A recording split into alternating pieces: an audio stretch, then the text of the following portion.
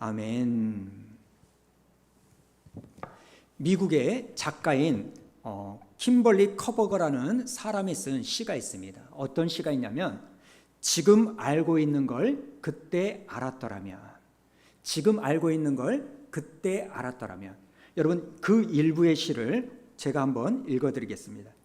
지금 알고 있는 걸 그때도 알았더라면 내 가슴이 말하는 것에 더 자주 귀 기울였으리라. 다른 사람들이 나에 대해 말한 것에는 신경 쓰지 않았으리라. 그 대신 내가 가진 생명력과 단단한 피부를 더 가치 있게 여겼으리라. 진정한 아름다움은 자신의 인생을 사랑하는 데 있음을 기억했으리라. 지금 알고 있는 걸 그때도 알았더라면 사랑에 더 열중하고 그 결말에 대해서는 덜 걱정했으리라. 설령 그것이 실패로 끝난다 해도 더 좋은 어떤 것이 기다리고 있음을 믿었으리라. 제가 이 시를 읽을 때요, 그때 알았더라면, 지금 알고 있는 것을, 이걸 반복해서 제가 생각해 봤다는 겁니다. 여러분, 제 마음에 이 문구가 공감이 되는 것은요, 저를 비롯한 모든 인생이 그런 것 아닙니까? 지금 알고 있는 이것을 그때 알았더라면, 내가 조금만 더 젊었을 때 이걸 알았더라면 내 인생이 얼마나 좀 더 나았을까? 내가 얼마나 조급하지 않는 삶을 살았을까? 이런 회한이라 할까요? 후회스러운 일들이 많은 게 우리의 삶 아닙니까? 그런가 하면 사실 내가 지금 알고 있는 이걸 그때 조금만 더 일찍 알았더라면, 이런 회한도 많은 게 우리의 인생이지만, 또 한편으로 보면 여러분, 지금 내가 알아야 되는 것, 지금이라도 내가 알면 좋은 것을 우리가 놓치고 있는 경우가 의외로 많이 있다는 겁니다. 오늘 우리가요, 먹고 사는 것이 바쁘다 보니까, 하루 벌어서 하루 살다 보니까, 현실에 너무 함몰되어 있고 건강이 좋지 않다가 보니까 진짜 중요한 것을 잊고 사는, 진짜 중요한 것을 놓치고 있는 그런 삶은 아닐까? 여러분은 어떠십니까? 자, 그렇다면 여러분, 내가 하루하루 살기에 바쁘다 나머지 현실에 너무 몰두하고 살다가 보니까 진짜 중요한 것을 놓치고 사는 게 우리의 인생이라면, 우리가 진짜 놓치고 있는 게 무엇일까요? 이거에 대한 대답이 여러 가지 할 수 있겠지만, 저는 오늘 종료주의를 맞이해서요, 오늘 대표적인 한 가지, 이걸 말씀드리고 싶습니다. 여러분, 우리가 놓치고 있는 대표적인 한 가지가 뭔지 아십니까? 하나님이 이 세상을 향하여 진노하고 있다는 겁니다. 창조주 되신 하나님이 분노하고 계시다는 거예요. 여러분, 골로새서 3장 5절과 6절 현대인의 성경으로 우리 한번 읽어볼까요? 시작. 그러므로 여러분은 땅에 있는 육체의 욕망을 죽이십시오. 음란과 더러운 짓과 정욕과 악한 욕망과 지나친 욕심은 버려야 합니다. 지나친 욕심은 우상 숭배입니다. 이런 것 때문에 하나님의 노여우심을 사게 됩니다. 여러분, 지금 여기에 나와 있는 하나님을 노엽게 만드는 항목을 보십시오. 오늘 우리들의 삶 속에서 이것이 없다라고 말할 수 있겠습니까? 너무 그냥 현실에 몰두한 나머지, 당장 내가 먹고 살아야 된다라는 그 이유 한 가지 때문에 하나님이 나의 모습을 보고 진노하고 있다는 것을 간과하고 있다는 겁니다. 사실 오늘 우리 이 시대는요, 겉으로 잘 포장된 내 욕심을 채우게 하여 마음으로부터 하나님을 몰아내는 그런 시대에 살고 있지 않습니까? 하나님이 이것을 싫어한다는 것을 알매도 불구하고, 몰라, 일단 내가 이걸 하고 보겠어, 나중에 회개하면 되지. 여러분, 이런 시대에 우리가 살고 있다는 겁니다. 믿지 않는 사람들은 이렇게 말합니다. 이렇게 과학이 발달하고 지금 우주선이 화성을 왔다 갔다 하는 이 시대에, 아니, 눈에 보이지 않는 하나님이 어디 있느냐? 하나님이 너 밥을 주냐, 돈을 주냐? 하나님을 믿으려면 내 주먹을 믿겠다. 여러분, 이 시대 자체가 생각하는 것마다 하나님이 보시기에 악한 것을 생각하고 행하는 그 시대에 살고 있다는 겁니다.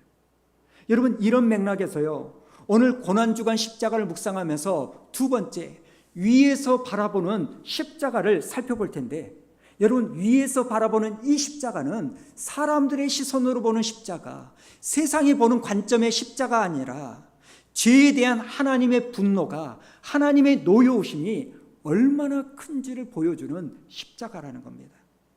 오늘 본문을 가만히 보면 지금 예수님은 십자가에서 나의 아버지, 나의 아버지, 어찌하여 나를 버리시나이까, 이런 처절한 부르짖음을 외치지만 하나님은 눈을 감고 귀를 닫고 그 예수 그리스도의 부르짖음을 묵살하고 있는 거예요.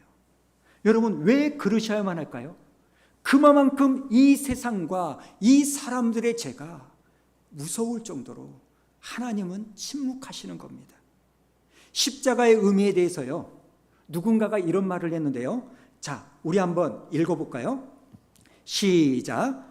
어떤 문제의 심각성 정도는 그 문제에 대한 해결책의 강도로 알 수 있다. 문제가 크면 해결책도 클 것이다. 마찬가지로 인간의 죄의 문제가 작은 것이었다면 하나님은 한 권의 책을 보낼 수도 있었을 것이다. 그러나 하나님은 아들을 보내셨다. 이 말은 우리 죄의 문제가 얼마나 크고 심각한지를 우리에게 알려준다. 여러분, 의미 있는 이야기 아닙니까?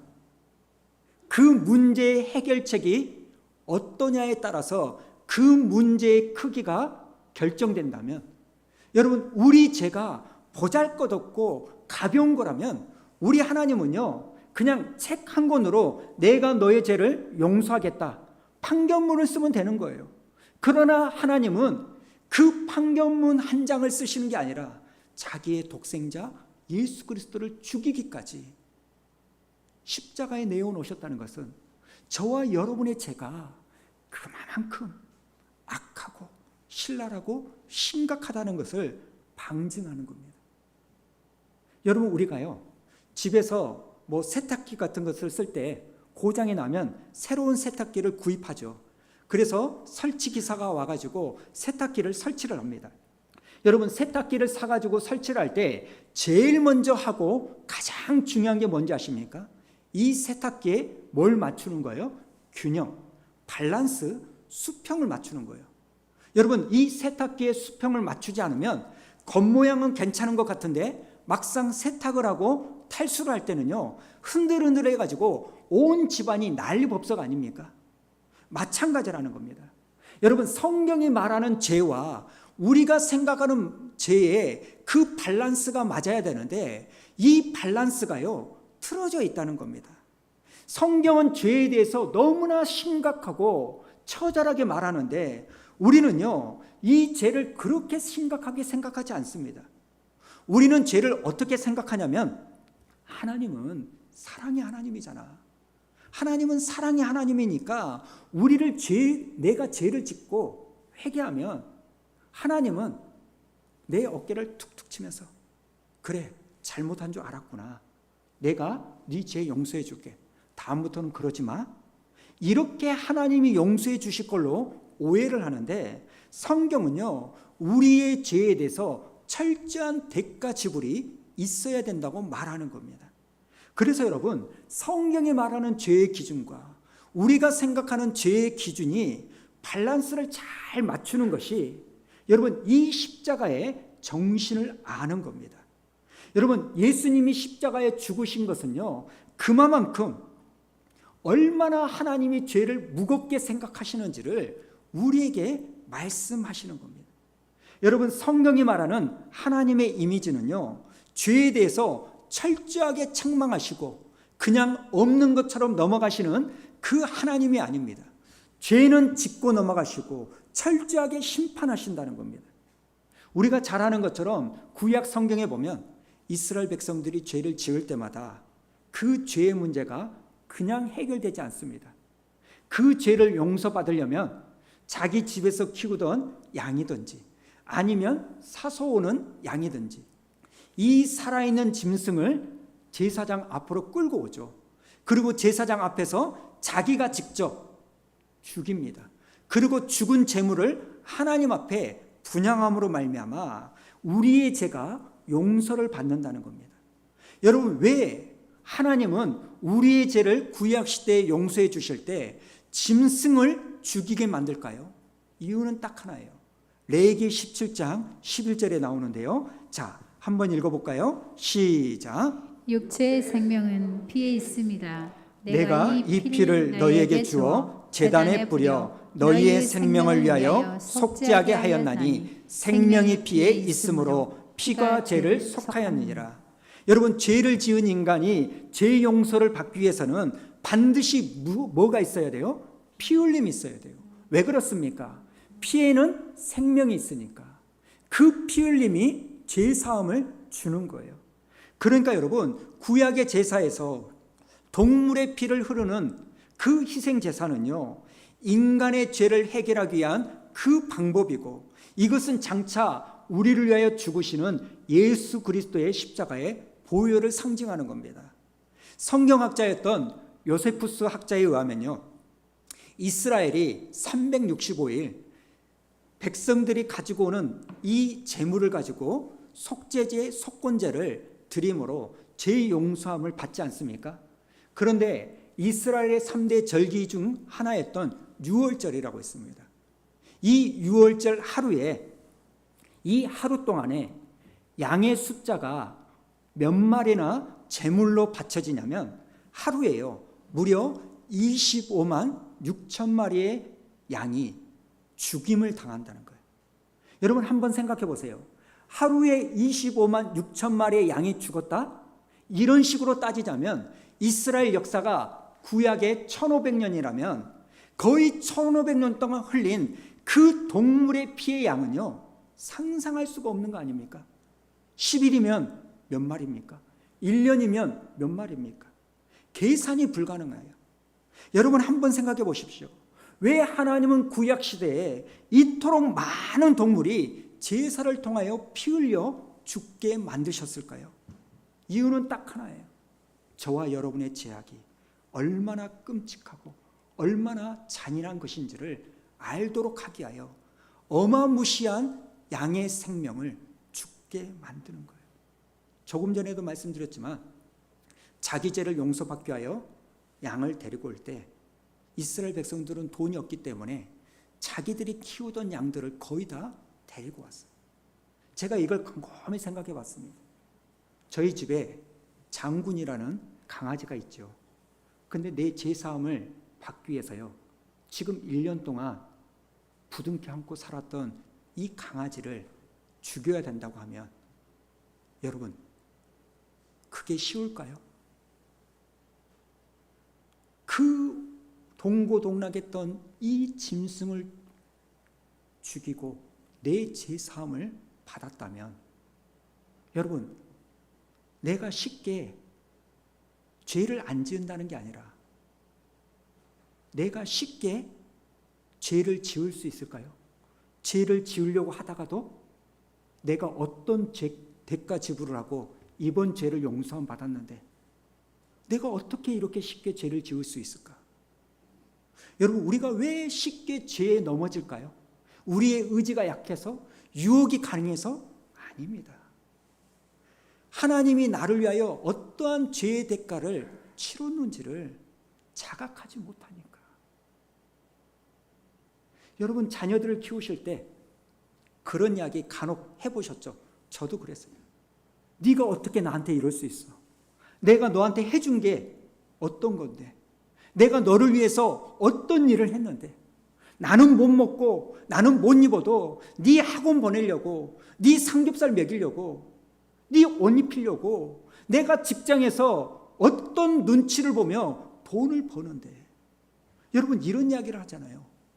여러분, 반대로 우리 자녀들이요, 왜 함부로 돈을 쓰고 왜 함부로 부모에게 잘못을 저지를까요? 이유는 딱 하나예요. 부모가 어떤 모습으로 돈을 버는지를 알지 못하니까. 우리 부모가 피눈물을 흘리면서 자존심 상해가면서 이 돈을 벌어서 나에게 용돈을 준다는 것을 알면, 엄마 아빠가 어떤 대가 지불로 나의 필요한 것을 채워준다는 것을 알면, 여러분, 자녀가 쉽게 돈을 쓸까요? 자녀가 쉽게 일탈을 할까요? 모른다. 안 한다. 마찬가지입니다. 여러분, 우리가 왜 죄를 쉽게 지을까요?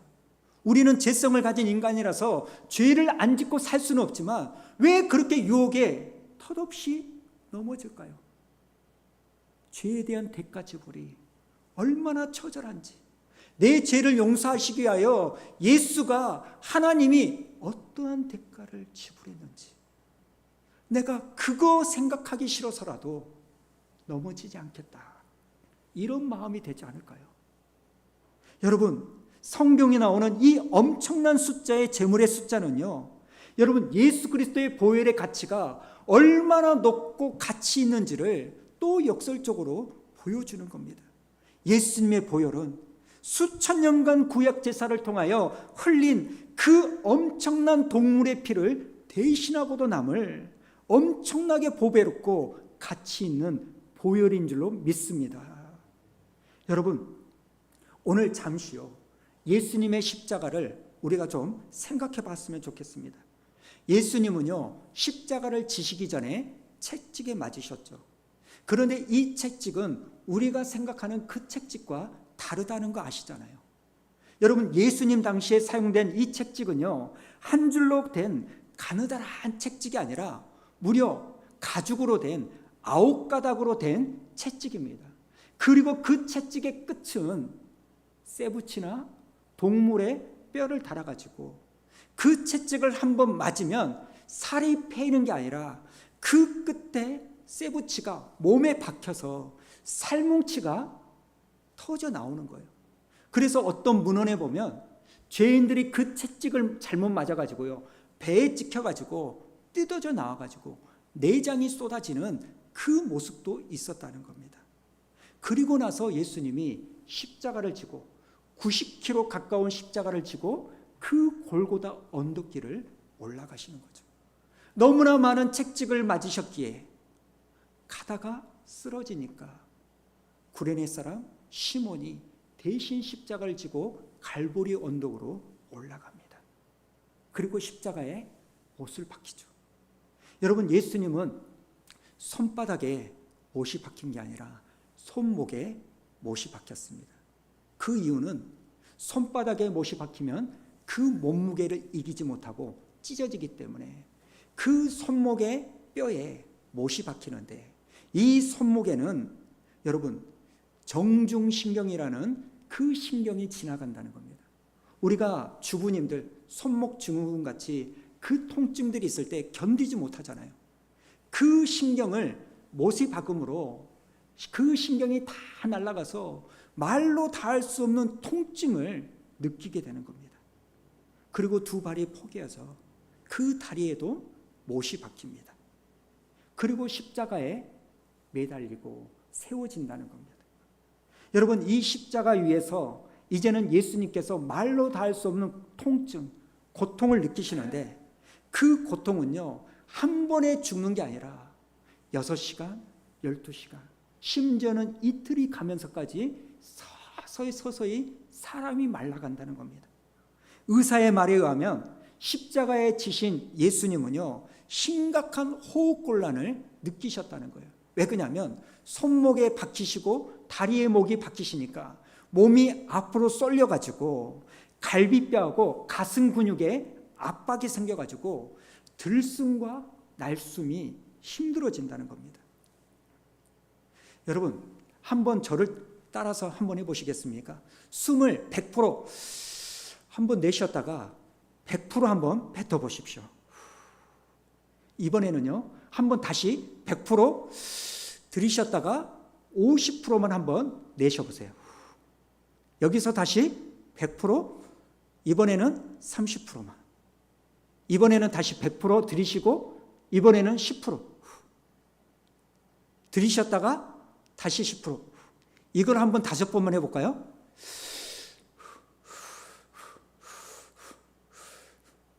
여러분, 지금 한 5번 하고 몇 번 할 때는 그렇게까지 불편하지 않습니다. 그러나 들숨은 크게 쉬는데 날숨은 10% 정도밖에 내세우지는 못하는, 이게 10분하고 20분 하면요, 말로 다 할 수 없는 고통과 답답함이 이 예수님을 엄습한다는 겁니다. 여러분, 이런 고통스러운 시간을 주님은 보내시다가 그만 돌아가시는 거예요. 그러니까 여러분, 이 십자가는요, 하나님이 예수님을 십자가에 죽이는 이 피 흘림을 통해서만 저와 여러분의 죄를 용서하실 수 있을 만큼 우리의 죄가 그만큼 크다는 겁니다. 그런데 여러분, 우리가 신앙생활을 가만히 돌이켜보면 물론 모든 것이 다 그렇지는 않지만 저를 포함해서 우리가 하는 회개가요, 어쩔 때는 되게 가벼울 때가 있어요. 그냥 입으로 하나님, 제가 이번 주 죄를 지었네요. 제가 잘못했으니까 그냥 용서해 주세요. 근데 여러분, 성경이 말하는 이 죄를 용서함 받기 위해서 구약의 그 엄청난 짐승의 수가 죽은 것과 예수님이 십자가에 죽으신 이 사건을 생각해 보면 저와 여러분의 죄는 결코 간단한 게 아니라는 겁니다. 죄를 해결하는 이 대가를 생각하면 우리가 쉽게 범하는 죄를 쉽게 지울 수가 없는 겁니다. 여러분, 내가 지금 십자가에 대해서 잘 알고 있는지 모르고 있는지, 내가 정말 예수님을 제대로 믿고 있는지 믿고 있지 못하는지 여러분 알아볼 수 있는 질문이 있습니다. 한번 생각해 보세요. 어떤 질문이냐면, 여러분은 여러분 주위에 여러분보다 더 악질인 사람을 본 적이 있으십니까? 여러분보다 더 나쁘고 더 악한 사람이 있다면 누구라고 생각하십니까? 이 질문에 시어머니, 시누이, 우리 남편 진짜 독해, 나빠, 우리 사장님 정말 나쁜 사람이야, 여러분 이렇게 떠올리시는 분이 있다면 여러분은 십자가를 모르는 거예요.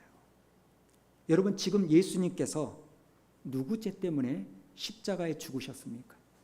시어머니 죄 때문입니까? 남편의 죄 때문입니까?